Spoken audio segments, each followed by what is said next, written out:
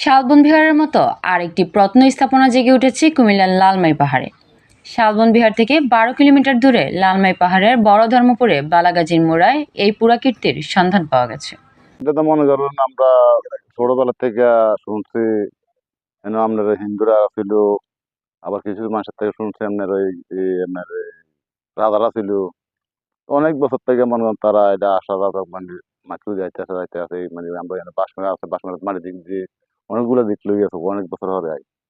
এবার তারা এই যে মনে করেন তারা মিশি করে তারা কোমরা শুরু করছে আর কি, করে দিয়ে তারা এটা ভাবা গেছে। খুব আনন্দ লাগতেছে, বাইরে থেকে মানুষ আসতেছে, আমাদেরকে দেখতেছে, আমাদের এই জায়গাটা দেখতেছে, এটা আমার থেকে খুব আনন্দ।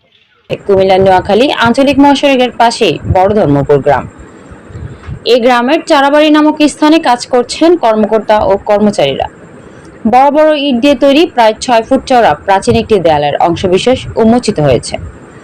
উন্মোচিত প্রাচীন স্থাপনার ধ্বংসাবশেষ শালবন বিহার, আনন্দ বিহার, বোঝবিহার, ইটাখোলা ও রূপবান মোড়ার সমসাময়িক হতে পারে বলে প্রাথমিকভাবে ধারণা করছেন প্রত্নতাত্ত্বিক খনন ও অনুসন্ধান টিম।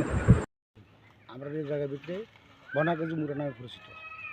আমরা পূর্বপুরুষরা বলছে যে এখানে রাজমহল ছিল এবং রাজমহল আছে।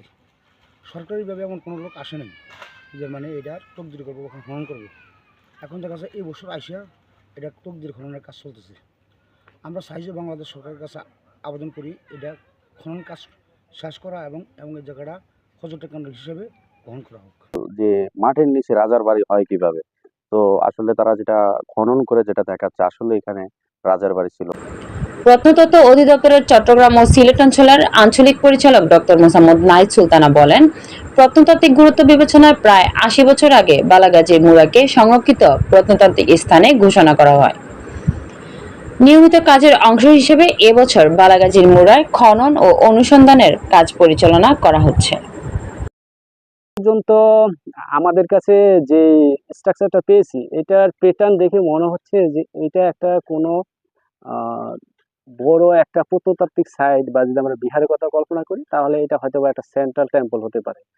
তো আকার তো আপনারা দেখতে পাচ্ছেন, এটা 1/4 বলা যায় এক্সপোজ হয়েছে। এখন পর্যন্ত পুরোটা এক্সপোজ যেহেতু আমরা জুনের ফার্স্ট উইক বা এই মের লাস্ট উইক পর্যন্ত খনন করব। এরপর এই অর্থ বছরের জন্য ক্লোজ হয়ে যাবে। আগামী অর্থ বছরে হয়তো বা আমরা নভেম্বর ডিসেম্বর থেকে আবার শুরু করি।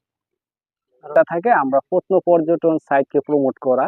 এটাও হয়তো বা এরকম একটা আমরা মনে করছি হয়তো শালবন বিহার বা ইটাখোলা আমরা রূপবান মতো একটা বৃহৎ কোনো প্রত্নতাত্ত্বিক বা প্রত্ন পর্যটন সাইট হিসেবে হয়তো ভবিষ্যতে এটা হতে পারে।